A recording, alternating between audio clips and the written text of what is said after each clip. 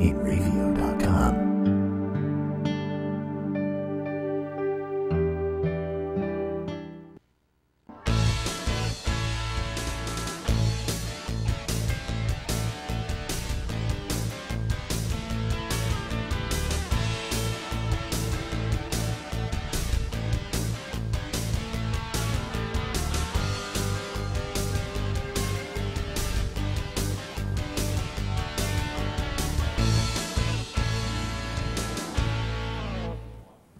Hello again, everybody. This is Joe Larson, and you're watching the 5 Off, 5 On Racing Show, live from New York.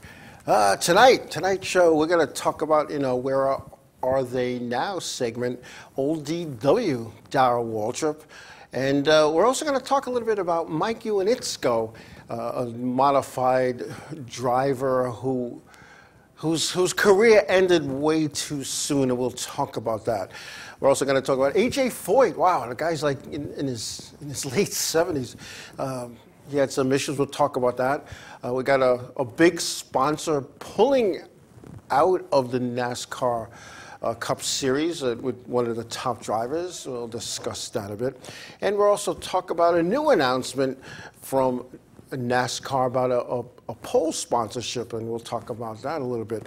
We got some NASCAR news, drivers losing a ride, and we have qualifying issues at the race this past weekend, and Auto Club Speedway, and some of the problems that NASCAR has with tech and whatever comes up. So let's get right into tonight's show. We got a lot to talk about. So we have our Where Are They Now segment, and we're going to start with Old DW.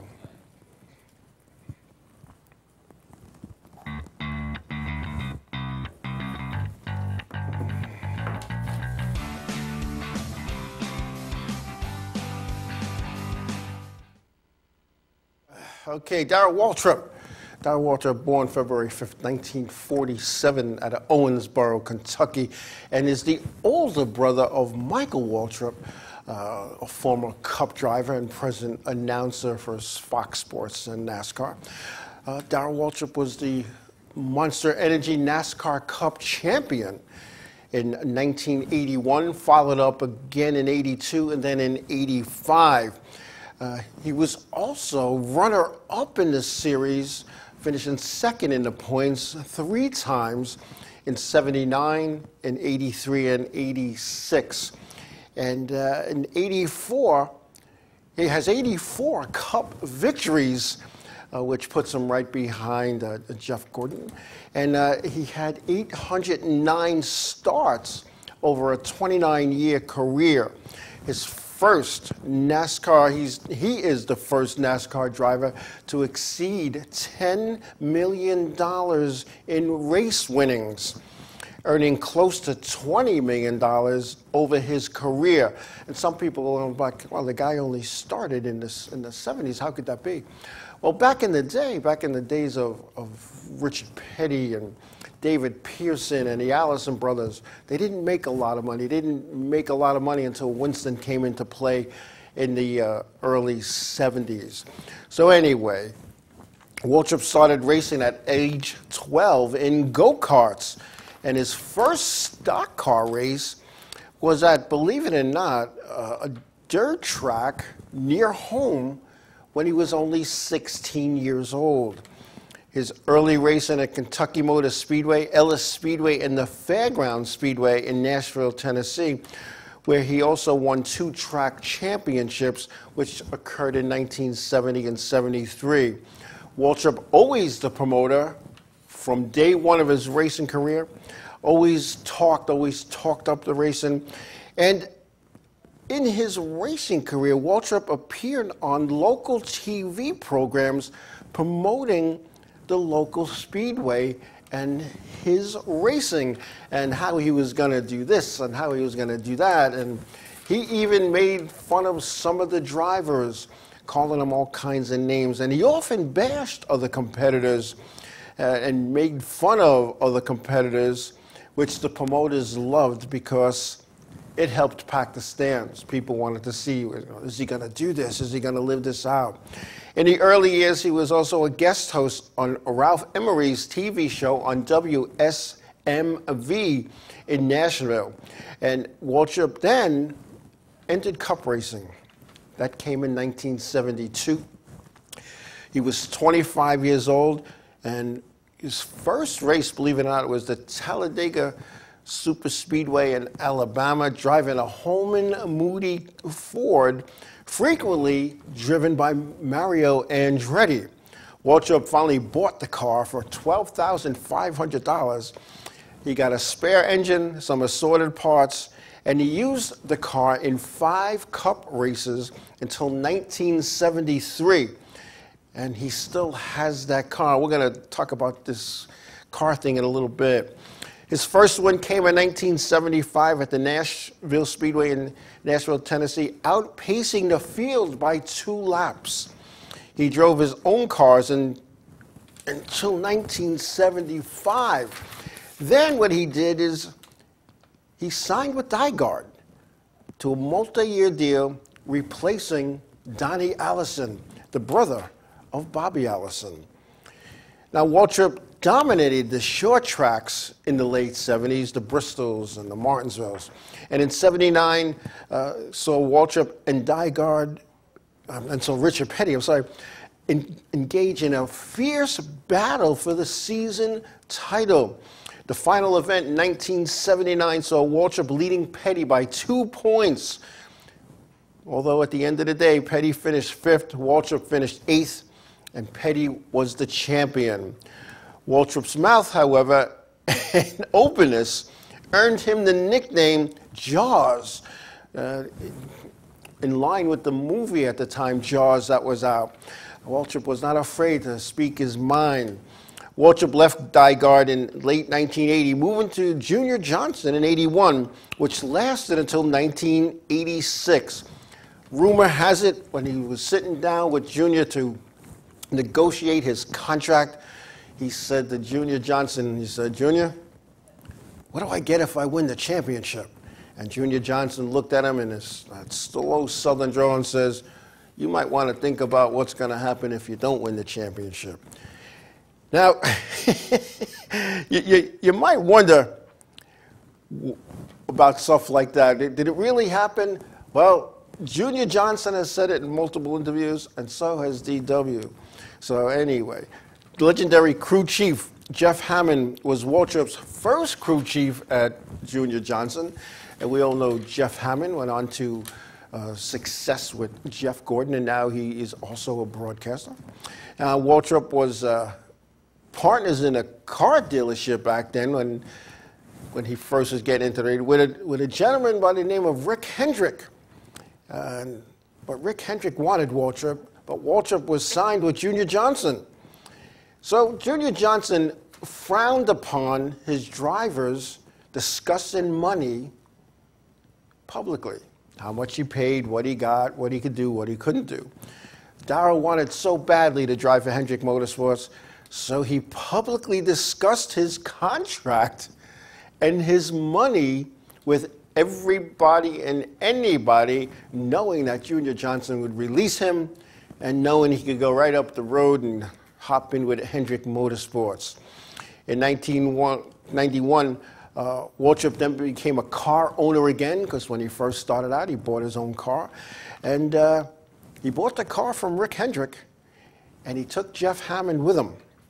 Waltrip retired in 2000, moving to the TV booth in 2001, signing as an analyst with Fox. His first TV race that he covered was the Daytona 500 in 2001, and we all sadly know what happened that day. And in the words of Mike Helton, that's the day we lost Dale Earnhardt. Michael Waltrip, his brother, won the Daytona 500 that day, so it was a bittersweet day for the old DW. Waltrip currently owns 4 car dealerships in Franklin, Tennessee, and he is an announcer at Fox Sports. He's part of the broadcast team, and he was also voted in 1989 and 1990 the most popular driver, and he is in the NASCAR Fame. DW had 809 starts, as we said earlier, with 84 wins. And he ran in the Xfinity Series, which was the Busch Series back then. He hit for 15 years with 13 wins. He drove the Camping World Truck Series on and off for 6 seasons. No wins there, driving for himself. And he also drove ARCA cars. 4 races, 2 wins. That's not a bad deal. 50% of the races he ended up racing in. Now, you know, old DW, you see a lot of stuff people are saying that, you know, he's not a good announcer, they don't want him, blah, blah, blah. But you know what? The guy has a lot of knowledge and knows how to talk racing. You might not like what he has to say, but he says it like it is. And Mike Ewanitsko, NASCAR Whelen Modified Tour driver, and also drove Long Island Modifieds. Born in 1967, Mike Ewanitsko was the up-and-comer. He was to modifieds then, back in the I'm going to say in the 90s, what some of the guys like Doug Colby are today. He never was able to get the success that he could have had. And Mike had health issues. He had some health issues that affected his stamina, that affected his ability to see. And the day he had to hang it up and kind of walk away, it was kind of a sad day. He ran 289 races in the NASCAR Whelen Modified Tour over a 20-year period. He did, however, have 28 wins, and he was a runner-up in the points twice, 1998, 1999. He drove for some great teams, Mario Fiore for one. He drove for the Bowlers. He did a lot of stuff, his own cars. And I'm going to share a story before we go to break. And we're going to go back there. I'm going to say it's early in my career. In fact, I think it was my first season. It was back in 77 or 78 at the old Ice Speedway. We had rented the racetrack out, a few of us, and all of us, to practice. You could do that then. Big Bob O'Rourke, came over to us and said, "Hey, I got this kid. He wants to do some laps in a modified. Is it all right if he goes to take some of your time?" "Yeah, sure." So this scrawny, tall kid comes up and some guy shows up with the 23 modified, and they put this kid in it, and he does some laps. And he did those laps like he was a seasoned veteran. He got out of the car, they loaded up and left. And Bob O'Rourke said, "That guy's going to be good someday." And he was. And I remember watching Mike. You're looking at these pictures. He was a good-looking guy. He was a good person for the sport. Of course, remember the people think of a typical race car driver, a guy wearing coveralls all dirty and greasy, with a straw hat on and needing a shave. And there's a stereotype. Mike Ewanitsko came in and he changed that. It's a shame his health issues affected his driving ability. And before we go to break, I want to share this. I was at a racetrack, and it was a tour race, and he went out for practice. He came in after that complaining that the windshield was scratched. He couldn't see. So he's Mike Ewanitsko. He wants a new windshield. He's getting it. They went and they changed the windshield. He went out, did a few laps, came back in. He goes, "I thought I said to change the windshield. I can't see. It's all scratched. It's glary." And it turned out it wasn't the windshield. It was his eyes. He was suffering from the ill effects of diabetes. And you got to be able to see to drive a race car at 160 miles an hour. There's no telling what he could have been if he had different health. But I'll tell you what, I got the pleasure to watch him race, and he's one of those guys. Man, you think Teddy Christopher can come from the back to the front? Mike Ewanitsko could do just the same without even laying a bumper on you. Anyway, we're going to take a break. When we come back, we're going to tell you what happened to A.J. Foyt down on his farm when we come back.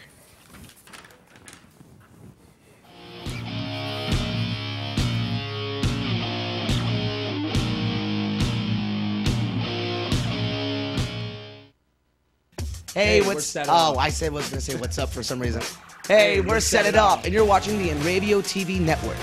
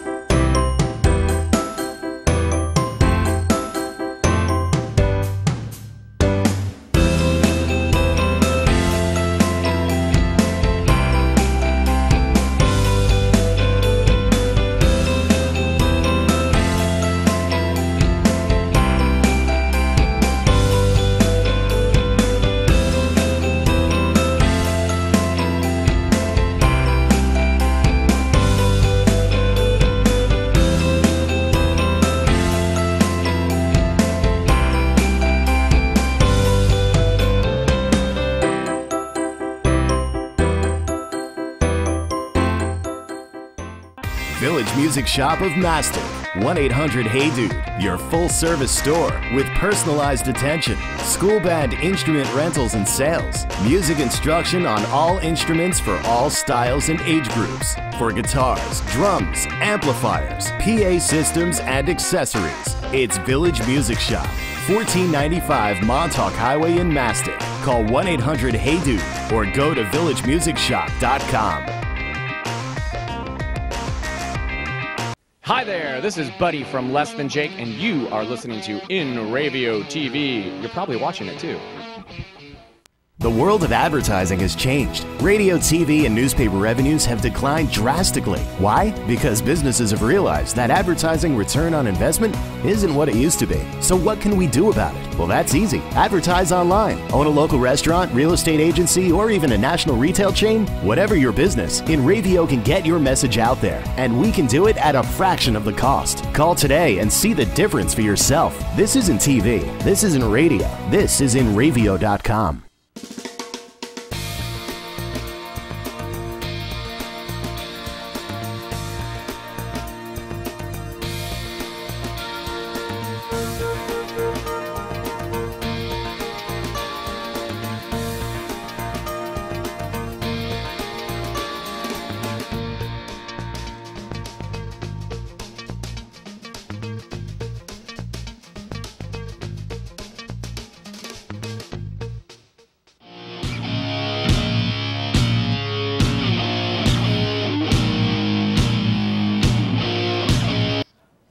Welcome back.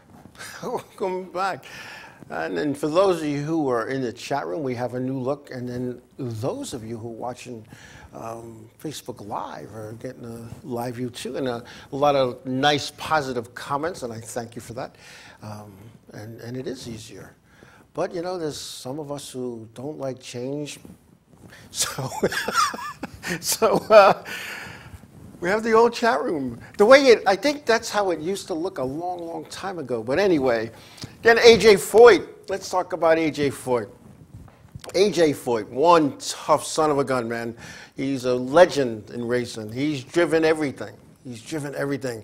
Well, he survived another bee attack. He attacked by Africanized killer bees while working on his farm. And Foyt was treated at a local hospital, released, and he's 83 years old. Why is he working on the farm? But I guess you got to do things to keep busy. Now, this isn't the first time he's been attacked by killer bees, the Africanized killer bees on his farm. Back in 2005, Foyt was stung over 200 times just in his head alone. And wow. And, you know, tough guy. He's fine, he's home, he's resting. However, it was an award that he was supposed to get this weekend, and because of his appearance with the stings and the swelling, he has to miss on it. But we wish AJ well. I have a picture. AJ Foyt and I had a long conversation in the garage at Daytona International Speedway down in Florida.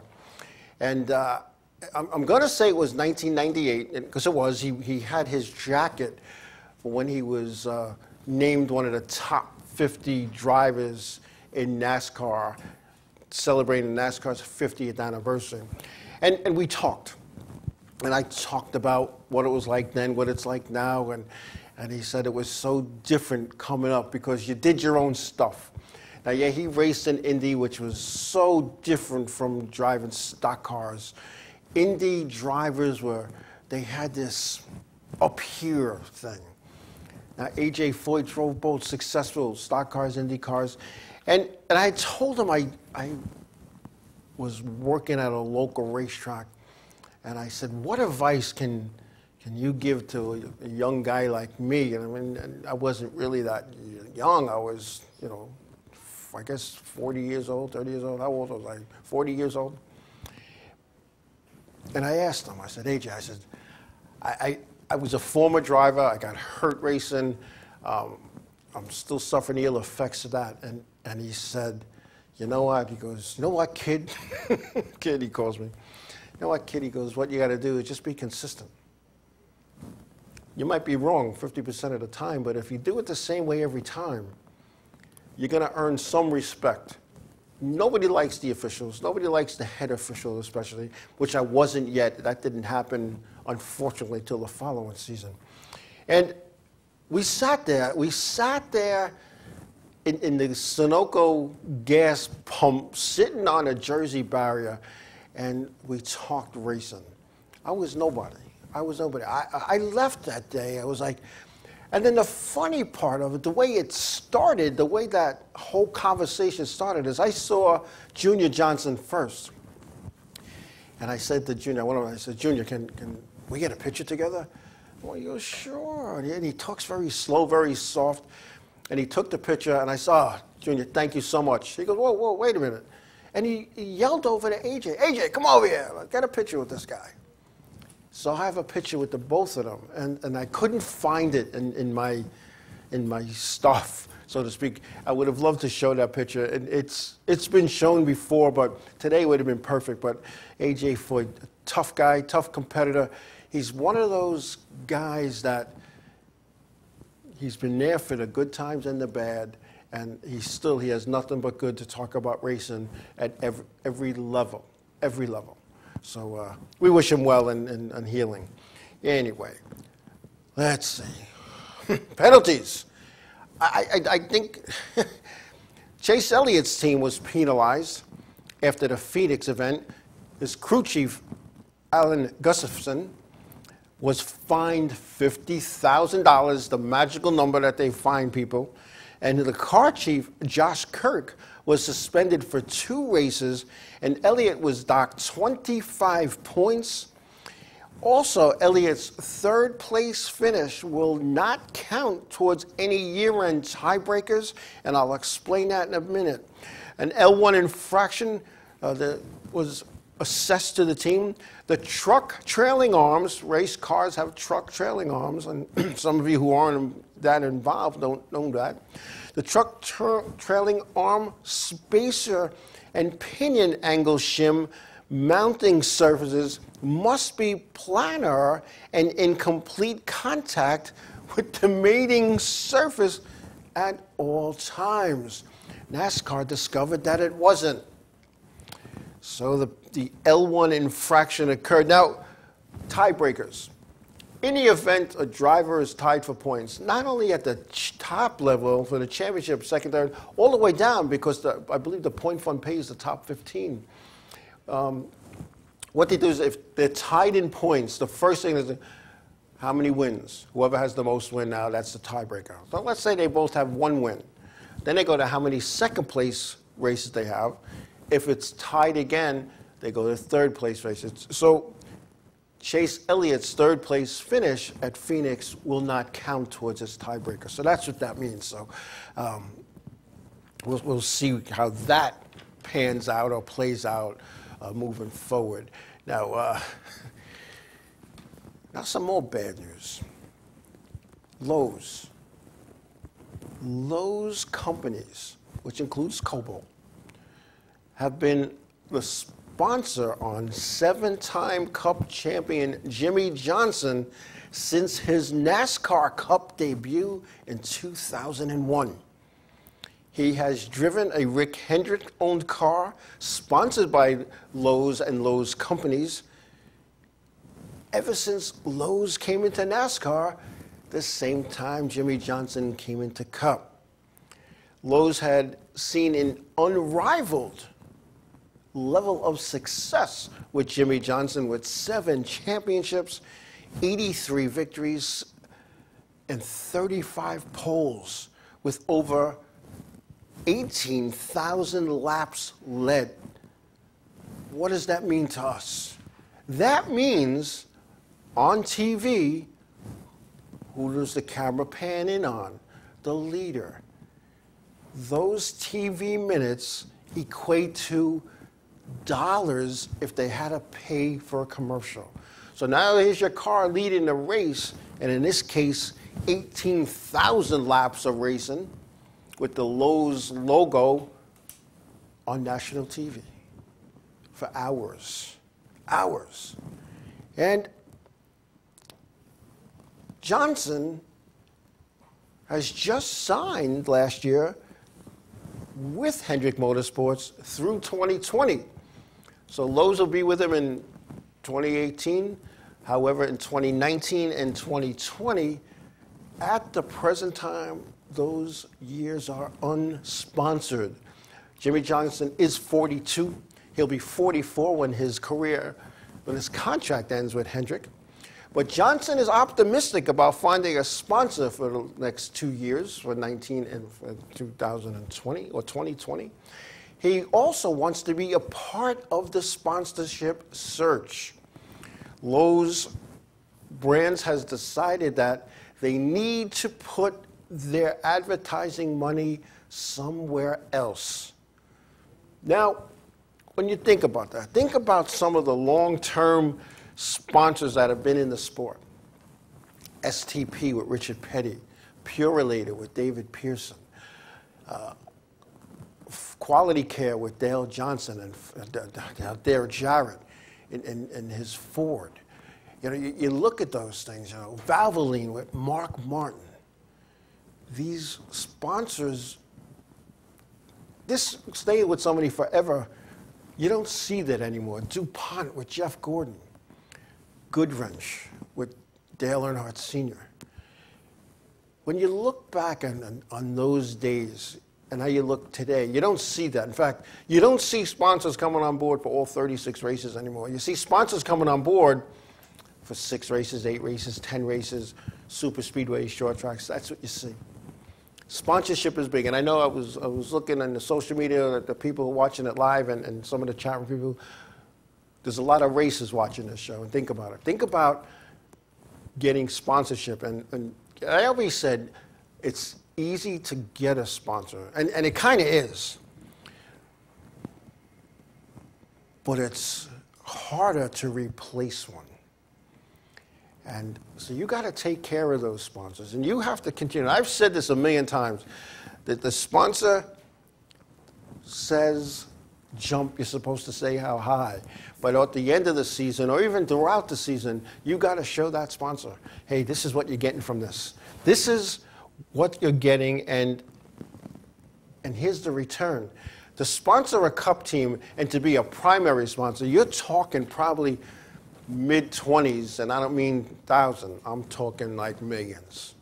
And I remember the UPS deal way back with Dale Jarrett.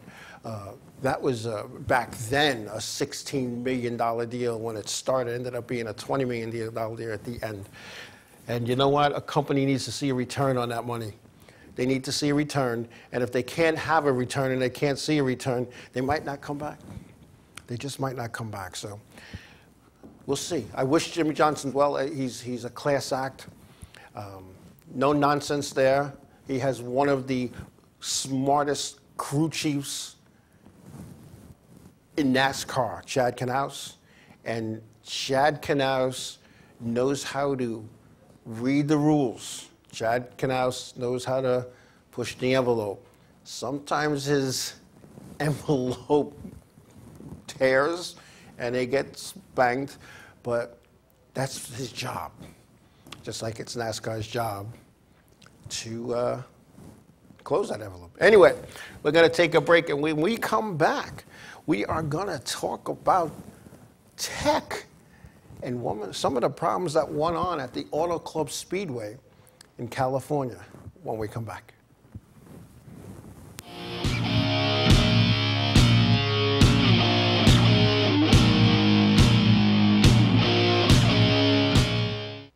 Hi, I'm Remington.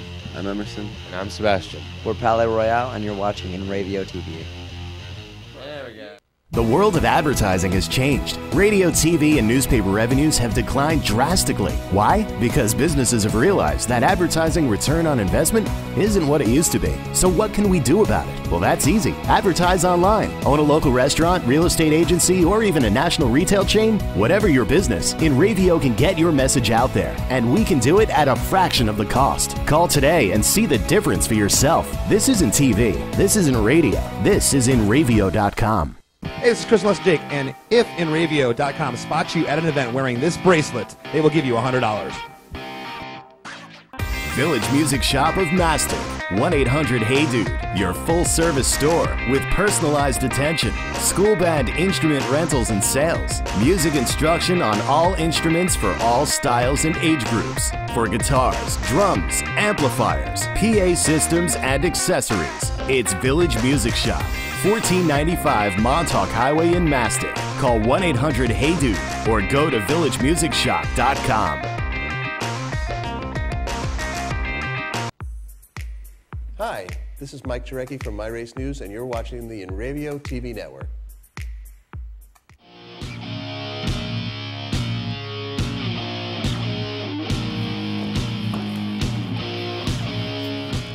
Okay, welcome back. So, Auto Club Speedway, California. NASCAR bumbled up. They bumbled up. And here's why. 13 teams failed to clear pre-qualifying tech and were unable to participate in the knockoff qualifying at the Auto Club Speedway. They just couldn't get through. There were some tech issues. They kept going around. NASCAR was working a little too slow. And I'm going to give you the rule, the way it states here in the rule book. Teams must take the initial green on the same tires in which they qualified on. With that being said, 13 teams started the race on new sticker tires, which was unfair to the teams who went through tech, passed, and got out to qualifying in the knockoff round of qualifying. Why is that such a big deal? The surface of the Auto Club Speedway is very abrasive, very bumpy. New tires make a difference. Track position makes a difference. So these teams couldn't get through tech, so their tires were brand spanking new. So, because now think about the guys, the teams that got through tech, they went out there, they did their one lap, they pulled out of the pits, one did the pit exit road and blended onto the backstretch, went down that long backstretch, went into 3 and 4, scuffed some rubber off, took the green flag, did 2 hard laps during practice, because that's how they qualify. These other teams are sitting in the back, they're failing tech. Now I'm going to say this. If I'm a crew chief and I'm like looking for advantages, I'm going to make sure that I don't pass tech the first time. Think about it. This thing comes down, this template comes down. Lasers measure the difference. And in some parts of the race car, the tolerance is 3/32 of an inch. So you know what? So I got to be 3/32 of an inch. So what if I'm 5/32? I'm going to have to go back and fix it and get back online. Wait a minute. I'm going to have sticker tires because I'm not going to make it out for this knockoff qualifying. I'm going to have brand new tires. I'm going to have a little bit of advantage. I'm going to get track position. Yeah, all right, so I got to start in the back. Go ahead. but I'll be faster than everybody else. NASCAR needs to take a look at this. NASCAR needs to take a look. Now, according to Richard Buck, he's the Cup Series director, and I know Richard Buck, and he was the Touring Series director for the Modifieds and the K&N Series. And he was also in the same position with IRL and Indy back in the day.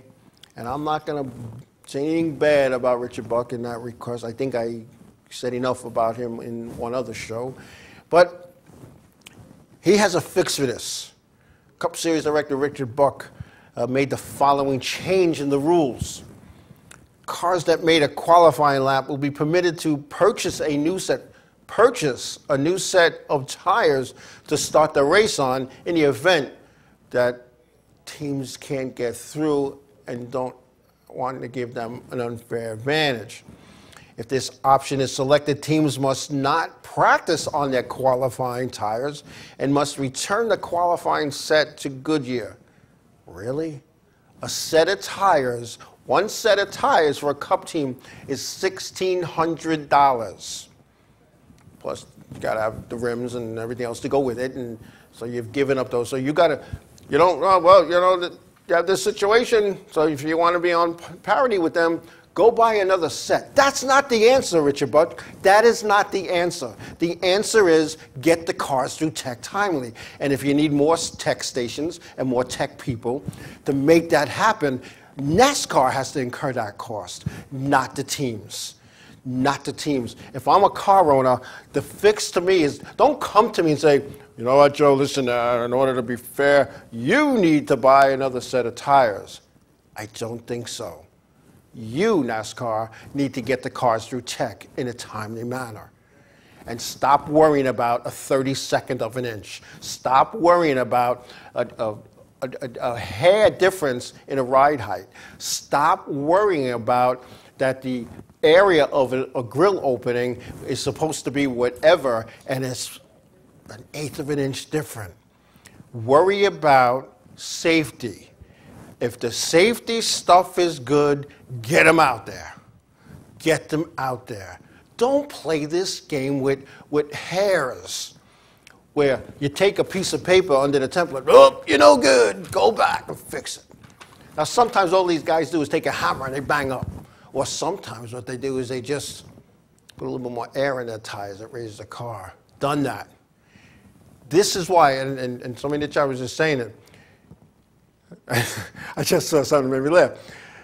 That's why a lot of these teams don't race anymore. How do you go from 60 plus cars entering races to not even filling the field at the highest level? How does that happen? Because of stuff like that. And I can't see who said it, but someone in the chat room, you know. You guys make me laugh. Reminds me of the good old days. But I mean, come on, let's face it, folks. You know, they've taken people off of pit road. NASCAR's made it so that there's 40 less officials on pit road, or 40, and another 40. So 80 bodies are not on pit road. And I'll tell you what, I've worked pit road in the truck series. I worked pit road in the modifieds, the K&N Pro Series. I worked pit road at Bristol, at Martinsville, at Daytona, at every track that has a pit road on the modified series, and New Hampshire. And I've seen people hit on pit road. I myself, I was hit from behind. It wasn't a hit that was hard enough to knock me over, but the guy next to me broke an ankle. Yeah, it gets busy, it gets crowded, and especially on a green flag stop. I remember one night after working at Bristol, I took my fire suit off, and I was one of those guys. I folded it up nice, I hung the jacket, and I went home and brought it to the dry cleaner to be cleaned. And the dry cleaner guy takes it, because I roll up things that need to be cleaned. It's a long story. And the guy unrolls it, and there's a donut on my butt in the pants. He goes, "What is this?" I said, "Oh man, I guess I got rubbed on pit road." And you know, It is dangerous out there. And I applaud NASCAR for looking at measures to get less people out there.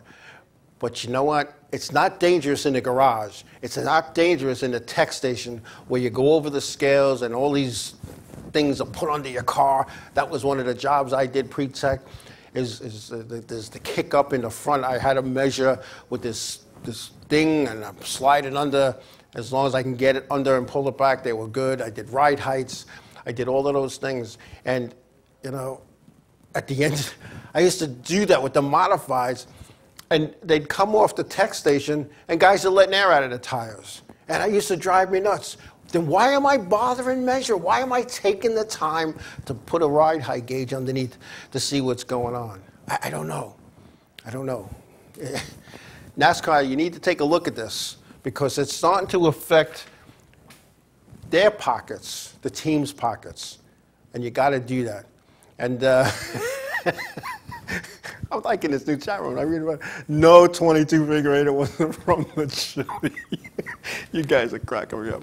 Anyway, before we go on break, I just want to announce Jeffrey Earnhardt, son of the late Dale Earnhardt Sr., and Starcom Racing have parted ways. Earnhardt drove all 5 races this season in 2018, struggling to finish over the 30th spot. He did, however, have a 21st place spot finish at Daytona, but he's finished a dismal 36th yesterday at the Auto Club Speedway. No replacement driver has been named as of yet, so I'm sure he'll end up in something because his name is Earnhardt. Anyway, we're going to take a break, and we come back. We'll talk about the results out of Auto Club Speedway in California and some other things when we come back.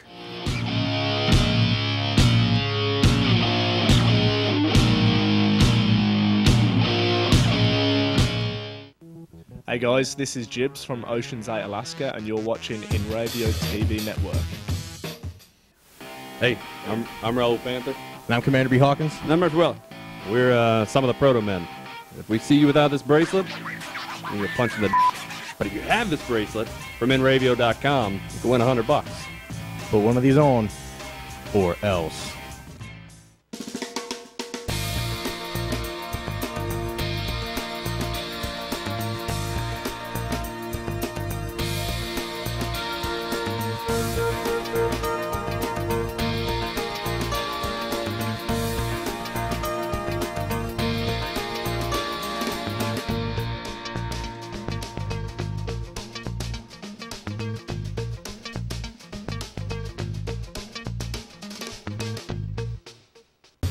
What's up, guys? This is Assuming We Survive, and you're watching Inravio TV Network.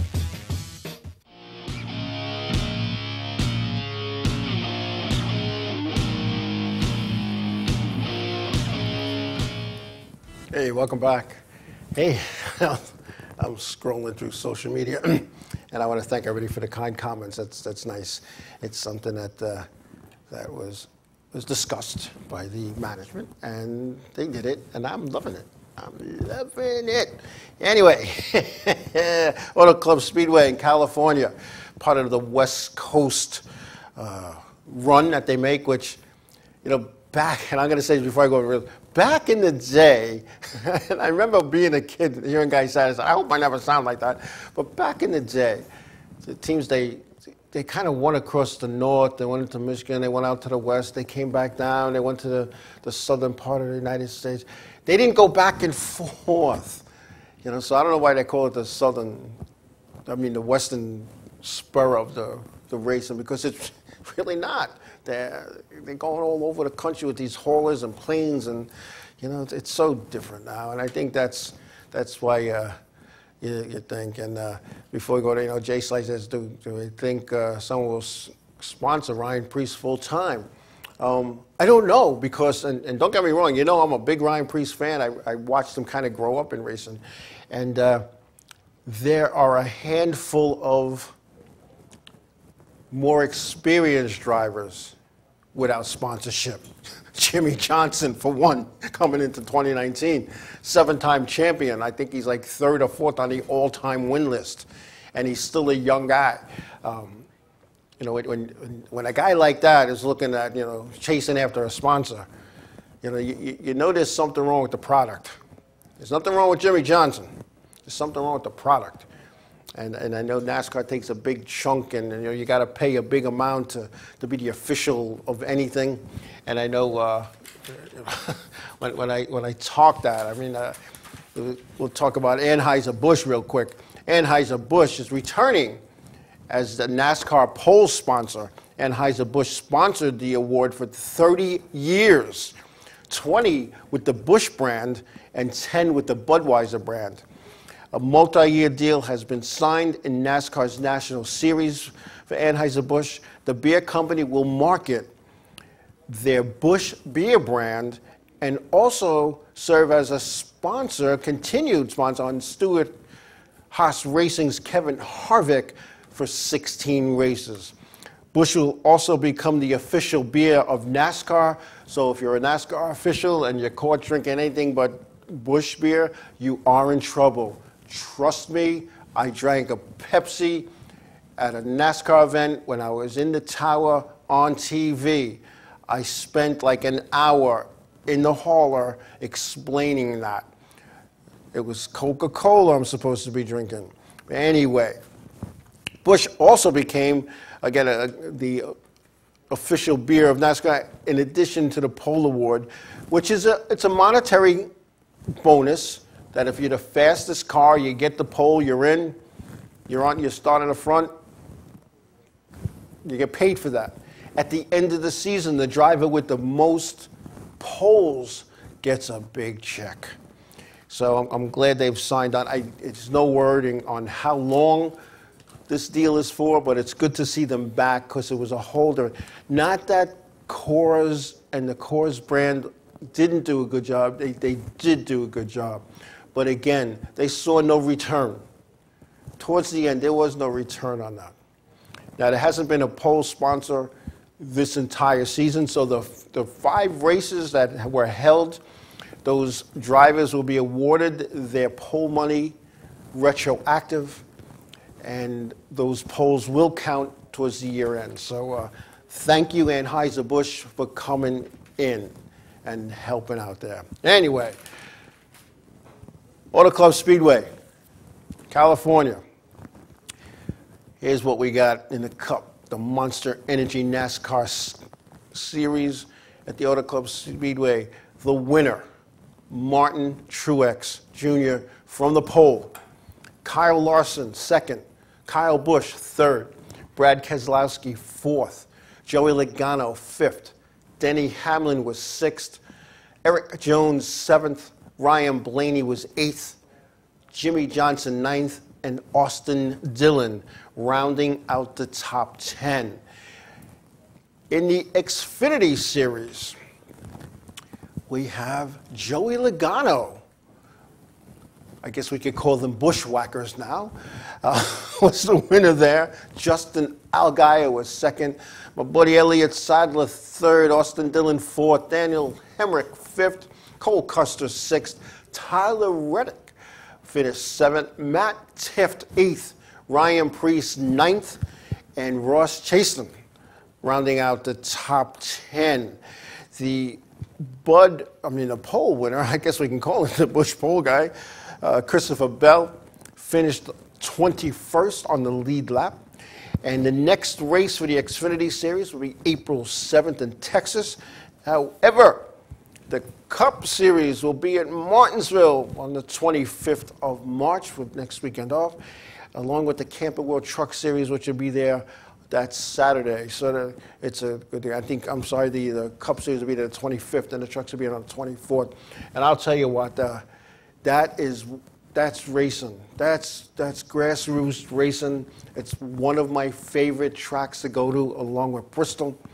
And I'll tell you what, and you know, for those who've traveled to races and gone to these races, and some who stopped going for whatever reason, let's face it, money, because of gouging.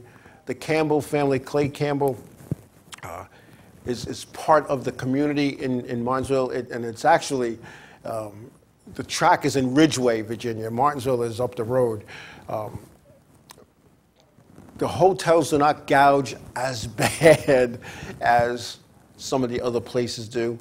And the ticket prices at the Martinsville Speedway are fair. And I had, for years, I had a spring and fall package, but my seats and I've been going for like so many years, I forgot. My seats were at the start-finish line, top row before, just the suites were behind me, because I'd rather be out there and I'd hear it and smell it and feel it. And so I couldn't go one year for whatever reason. And I sold my tickets to a guy I know from the racetrack. And when I told him how much, he goes, what are these, the worst seats in the house? And I said, no, I wouldn't do that to you. I showed him on a little map where they were, a seating chart. He still didn't kind of believe, but he took the tickets anyway. And when he got back, he couldn't wait to tell me, he goes, I can't believe how great those seats were. And there's really not a bad seat in the house at Martinsville. The higher up you are, the better. You know, and you get to see the train come along the back there.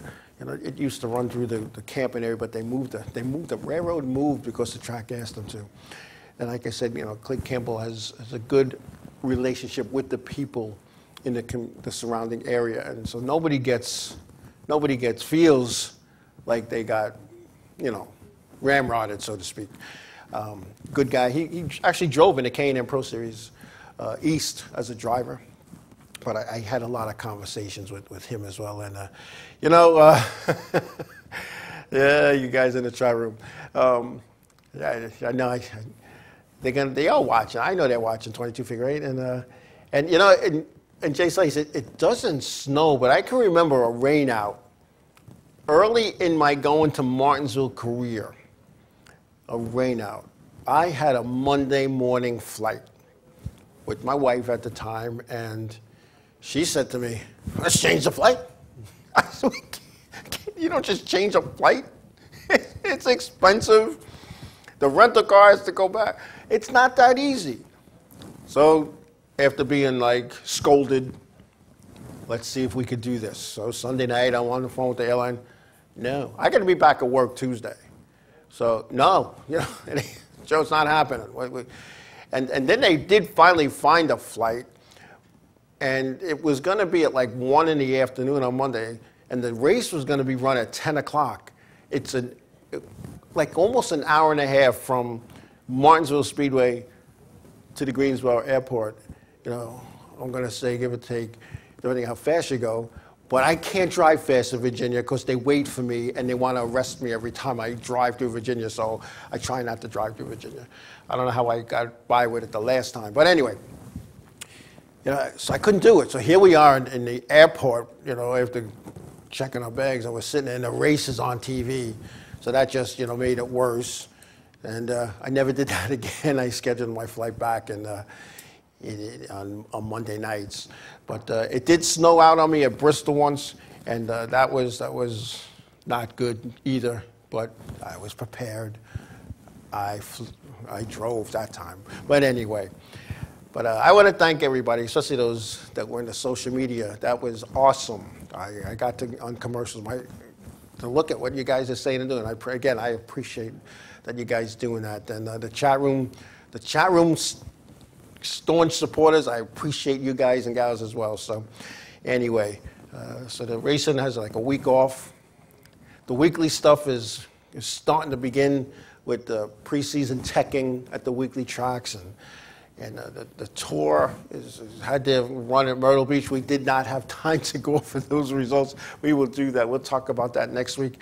But I want to thank everybody for taking time out of your busy schedules to watch and participate in the show, whether you watch it live tonight or you watch it on social media or you're going to watch it during the week. So I want to thank you, people.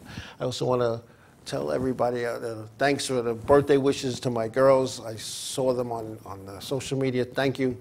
And it's all good. And I miss you guys, and especially I saw on the social media my old crew chief and them watching from down south. Thanks, guys. Miss you guys too. And anyway, so wherever your endeavors are going to bring you this week, please be safe. Please be careful. Tell somebody you love them. God bless you all. And thanks again, everybody. Good night.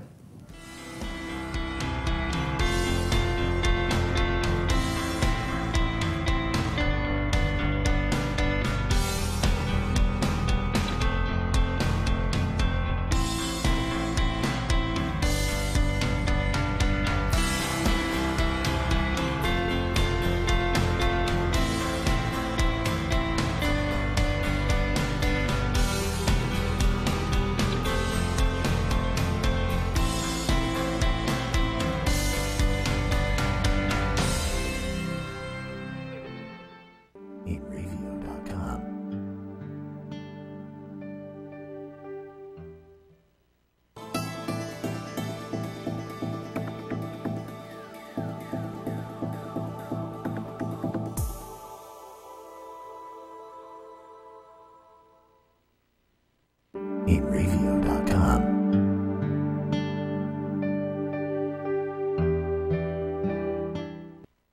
Inravio.com.